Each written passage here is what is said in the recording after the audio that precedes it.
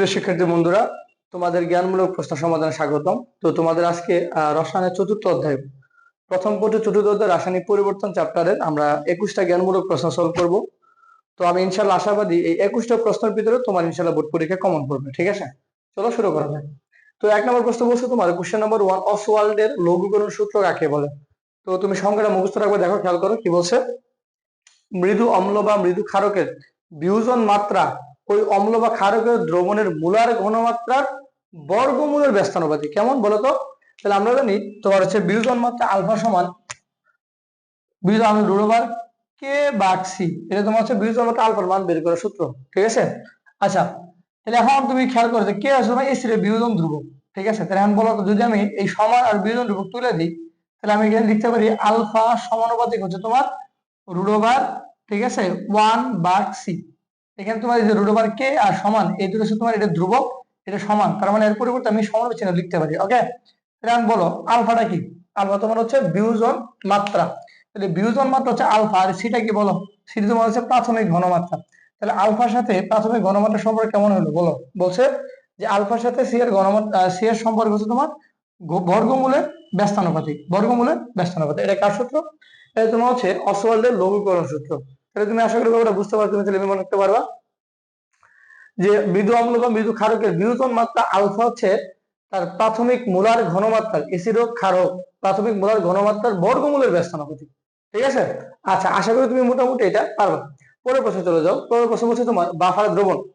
ঠিক আছে, তাহলে বাফার দ্রবণ কি? তুমি মনে রাখবা যেসব দ্রবণে সামান্য এসিড বা ক্ষার যোগ করলে পিএইচ এর মানের কোনো পরিবর্তন হয় না, তো তাদেরকে তোমার বলা হয় মূলত বাফার দ্রবণ। ওকে, আচ্ছা তারপরে বসে খেয়াল করো যে বলছে পরমাণু অর্থনীতি, অথবা তুমি বলতে পারো অ্যাটম ইকোনমি কাকে বলে?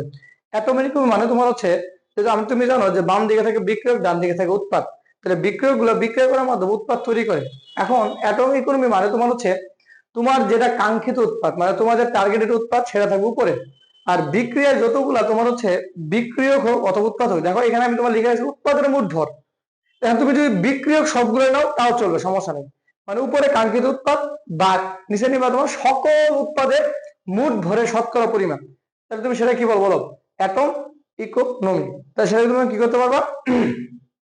Atom economy. আচ্ছা, পরে বলতে হচ্ছে বলক্রিয়া সূত্র। তো বলক্রিয়া সূত্র কি বলছে? তোমার নির্দিষ্ট তাপমাত্রা নির্দিষ্ট সময়ে যে কোনো বিক্রিয়ার হার ওই সময় উপস্থিত বিক্রিয়ক গুলার সক্রিয় ভরের সমানুপাতিক। তো তোমাকে এমসিকিউ দিতে পারে যে সক্রিয় ভর বলতে কি বোঝায়? সক্রিয় ভর বলতে দুইটা জিনিস বোঝায়, একটা তোমার হচ্ছে মোলার ঘনমাত্রা আর একটা তোমার হচ্ছে আংশিক চাপ। পরে প্রশ্ন হচ্ছে তোমার গ্রিন কেমিস্ট্রি কাকে বলে? তো মনে রাখবা রসায়নের যে শাখায় বিক্রিয়ার সকল ধরনের রাসায়নিক কার্যক্রম এমন ভাবে পরিচালিত হয় যেন পরিবেশ দূষণ সর্বনিম্ন পর্যায়ে থাকে, তখন তুমি সেটাকে বলবা গ্রিন কেমিস্ট্রি। মানে গ্রিন কেমিস্ট্রির মুখ্য উদ্দেশ্য হচ্ছে তোমার যাতে তুমি এমন একটা রাসায়নিক বিক্রিয়া ঘটাবা যেখানে তোমার দূষক পদার্থ বা দূষিত পদার্থ যেটা তোমার টার্গেটেড না, ওই বস্তুটা তোমার কম পরিমাণে তৈরি হয়। পরে তোমার বলছে বিক্রিয়ার হার কাকে বলে? মনে রাখবে একক সময়ে বিক্রিয়া উৎপাদের ঘনমাত্রার পরিবর্তনকে তুমি বলতে পারবা বিক্রিয়ার হার। পরবর্তী আসো বিক্রিয়ার ক্রম। তো মনে রাখবে একটা ব্যাপার, সেটা তোমার হচ্ছে যে একটা হচ্ছে তোমার থিওরিটিক্যাল ফলাফল আর আরেকটা হচ্ছে পরীক্ষালব্ধ ফলাফল। ঠিক আছে, তো থিওরিটিক্যাল ফলাফল তুমি 100% ফলাফল পেতে পারো, কিন্তু তুমি যখন এটা এক্সপেরিমেন্ট করবা তখন কিন্তু তুমি 100% কি ওই পরীক্ষালব্ধ ফলাফলের অনুরূপ মান পাবা না। তো এখন বিক্রিয়ার ক্রম হচ্ছে তোমার পরীক্ষালব্ধ যে ফলাফলটা নিবা, ওইখানে যে বিক্রিয়ক গুলা থাকবে, ওই বিক্রিয়ক গুলা যে তোমার ঘাত বা পাওয়ার থাকবে, ওই ঘাত বা পাওয়ার যোগ করলে তুমি কি পাবা? বিক্রিয়ার ক্রম। তাহলে সংখ্যাটা কিভাবে দিবা? তো তুমি লিখবা বিক্রিয়ার হার নির্ণয়ে, ঠিক আছে, পরীক্ষা ভিত্তিক ফলাফল অনুসারে ওই বিক্রিয়ার হার সমীকরণে বিক্রিয়কের ঘনমাত্রা সময়ের উপর যেসব পাওয়ার বা ঘাত থাকবে ওই পাওয়ার গুলো যোগ করে তুমি বলবো বিক্রিয়ার ক্রম। ওকে, পরের বছর চলে আসো।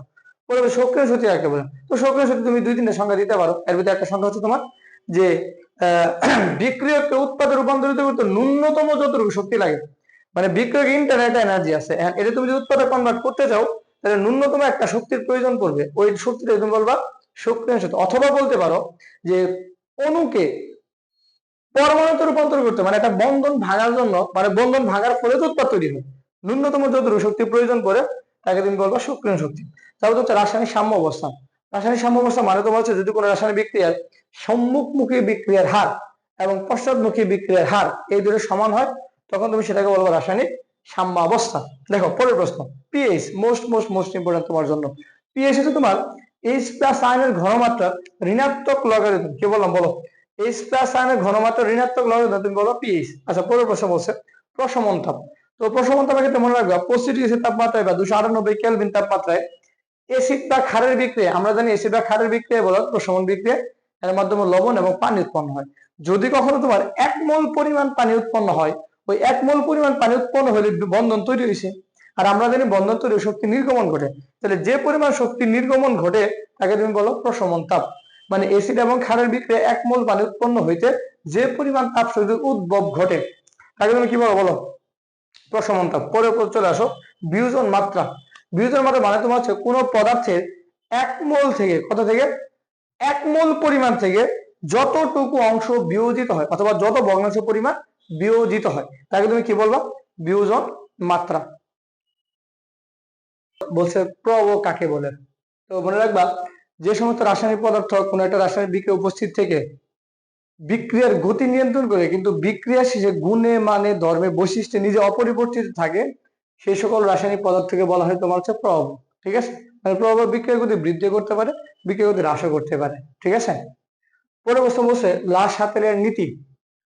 তো মনে রাখবে কোন রাসায়নিক বিক্রিয়ার সাম্য অবস্থায় থাকাকালীন যে কোনো একটা নিয়ামক যেমন তাপমাত্রা, চাপ, ঘনমাত্রা পরিবর্তন করা হয়, তাহলে সাম্যের অবস্থান এমন ভাবে পরিবর্তন ঘটবে যেন নিয়ামক পরিবর্তনের ফলাফলকে প্রশমিত করে। এই লাসা দিয়ে তোমার হচ্ছে সৃজনশীল প্রশ্নের জন্য মোস্ট ইম্পর্টেন্ট। ঠিক আছে? ক নম্বরে দিতে পারে, খ নম্বরে দিতে পারে, তোমাকে প্রশ্ন করতে পারে যে লা-শাতেলের নীতি একটা গতিশীল সাম্য অবস্থা ব্যাখ্যা করো। আমি সাম্য গতিশীল অবস্থাটা ব্যাখ্যা করো, এই প্রশ্ন তোমাকে দিতে পারে। আচ্ছা, তোমার লা-শাতেলের এ টু জেড তুমি পড়ে যাবে। ঠিক আছে? পরের প্রশ্ন বলছে বাফার ক্ষমতা কি জিনিস? একটা হচ্ছে বাফার দ্রবণ, মানে যেখানে সামান্য এসিড বা ক্ষার যোগ করলে পিএইচ এর মানে কোনো পরিবর্তন হয় না, এটা। আর আরেকটা তোমার হচ্ছে বাফার ক্ষমতা। তো বাফার ক্ষমতা তোমার হচ্ছে 1 লিটার বাফার দ্রবণের কয় লিটার? 1 লিটার বাফার দ্রবণের পিএইচ এর মান তুমি যদি 1 একক বৃদ্ধি করতে চাও তাহলে হয় তোমার এসিড যুক্ত করা লাগবে, নয়তো তোমার ক্ষার যুক্ত করা লাগবে। এখন তোমার হচ্ছে যত মোল এসিড বা ক্ষার যোগ মিশ্রিত করবা তাকে মূলত বলা হচ্ছে তোমার বাফার ক্ষমতা। কথা বুঝতে পারছো? যে 1 লিটার বাফার দ্রবণের পিএইচ কতটুকু বাড়াবা? 1 একক বৃদ্ধি করবা। তো এটার জন্য যত মোল এসিড বা ক্ষার যোগ করা লাগবে তাকে তুমি বলবো বাফার ক্ষমতা। ঠিক আছে? পরের প্রশ্ন ল্যাবোইসের ল্যাপলাসের সূত্র।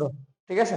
তো ল্যাবোইসের ল্যাপলাসের সূত্র বলছে যে কোন রাসায়নিক বিক্রিয়ায় যে পরিমাণ এনথালপির পরিবর্তন ঘটে, তোমার ধরো একটা রাসায়নিক বিক্রিয়ার সাম্য অবস্থা সামনের দিকে গেল, এই অবস্থায় যে পরিমাণ এনথালপি পরিবর্তন ঘটবে ওই বিক্রিয়া তোমার যদি পিছন দিকে সংঘটিত হয় তাহলে এনথালপি বা তাপের পরিবর্তন সমান হবে। কিন্তু কি হয়ে যাবে জানো? যে সামনে দিকে চিহ্ন যদি তোমার প্লাস হয় তাহলে পিছন দিকে আসতে তোমার সেটা বিপরীত হয়ে যাবে, মাইনাস হয়ে যাবে। আবার উল্টা কথা, সামনে দিকে তোমার যদি মাইনাস হয় তাহলে পিছন দিকে চলে সেটা প্লাস হয়ে যাবে। ঠিক আছে? এই বছর পরে বছর হ্যাসের এটা হলো তাপের সমষ্টিকরণ সূত্র বা তাপ সমষ্টিকরণ সূত্র। তো সেটা বলছে তোমার, তুমি যদি কোনো একটা রাসায়নিক বিক্রিয়া প্রারম্ভিক এবং শেষ অবস্থা সম্পর্কে তোমার ধারণা থাকে, মানে প্রারম্ভিক এবং শেষ অবস্থা স্থির থাকে, তবে বিক্রিয়া এক ব্যাগের সংঘটিত হোক না কেন প্রতি ক্ষেত্রে তোমার তাপের মান থাকবে সমান। প্রতি কি থাকবে? তাপের মান থাকবে সমান। আচ্ছা, পরের প্রশ্ন, পানির আয়নিক গুণফল কাকে বলে? পানির আয়নিক গুণফল তোমাদের দুর্বল তড়িৎ বিশ্লেষে পানি অণু থেকে হাইড্রোনিয়াম মানে H3O+, অথবা তুমি বলতে পারো এটাকে H+, একই কথা, হাইড্রোনিয়াম অথবা H+ আয়ন ও OH- এর মোলার ঘনমাত্রার গুণফলকে তুমি বলবা কি? পানির আয়নিক গুণফল। একে তোমার হচ্ছে KW দ্বারা প্রকাশ করা হয়। কি দ্বারা প্রকাশ করা হয়? KW দ্বারা। ঠিক আছে? পরে আছে হাইড্রোজেন বন্ড। তো এই হাইড্রোজেন বন্ড হচ্ছে তোমার হাইড্রোজেন যখন তার থেকে অধিক তড়িৎ ঋণাত্মক মৌল যেমন ফ্লোরিন, অক্সিজেন, নাইট্রোজেন এদের সাথে যুক্ত হয়, মানে যে আকর্ষণ বল দ্বারা যুক্ত থাকে তাকে মূলত বলা হয় হাইড্রোজেন বন্ধন। এই হাইড্রোজেন দুই প্রকার হতে পারে, একটা অন্ত হাইড্রোজেন বন্ধন আর হচ্ছে আন্ত হাইড্রোজেন বন্ধন। অন্ত মানে তোমার একই যৌগের দুইটা পরমাণুর মধ্যে যদি হাইড্রোজেন বন্ধন তৈরি হয়। আবার আন্ত আছে তোমার দুটো ভিন্ন টাইপের অণুর ভিতরে যদি হাইড্রোজেন বন্ধন তৈরি হয়। ঠিক আছে? তাকে তুমি বলবা আন্ত। তাহলে একটা হচ্ছে অন্ত নিজেদের ভিতরে, আর হচ্ছে আন্ত বাইরে অন্য কোনো অণুর ভিতরে। পরে তোমাদের সাম্যাঙ্গ বা সাম্যদ্রব্য। তো মনে রাখবা সম্মুখমুখী বিক্রিয়ার হার এবং পশ্চাৎমুখী বিক্রিয়ার হার এই দুটোর অনুপাতকে তুমি বলবা সাম্যাঙ্গ বা সাম্যদ্রব্য। ঠিক আছে? পরে বসো এসিডের বিয়োজন ধ্রুবক আর তোমার ক্ষারের বিয়োজন ধ্রুবক। এসিডের বিয়োজন ধ্রুবক মানে তোমার হচ্ছে প্রতি লিটার জলীয় দ্রবণে উপস্থিত, মানে 1 লিটার জলীয় দ্রবণে উপস্থিত কোন এসিডের মোল সংখ্যার যে ভগ্নাংশ বিয়োজিত হয়, মানে এসিডের মোল সংখ্যা যতটুকু বিয়োজিত হয় তাকে তুমি বলো এসিডের বিয়োজন ধ্রুবক। আর সেম ভাবে তুমি যদি সেটা ক্ষারের জন্য হয়, প্রতি লিটার জলীয় দ্রবণ উপস্থিত ক্ষারের মোল সংখ্যার যে ভগ্নাংশ বিয়োজিত হয় তাকে তুমি কি বলতে পারো? ক্ষারের বিয়োজন ধ্রুবক।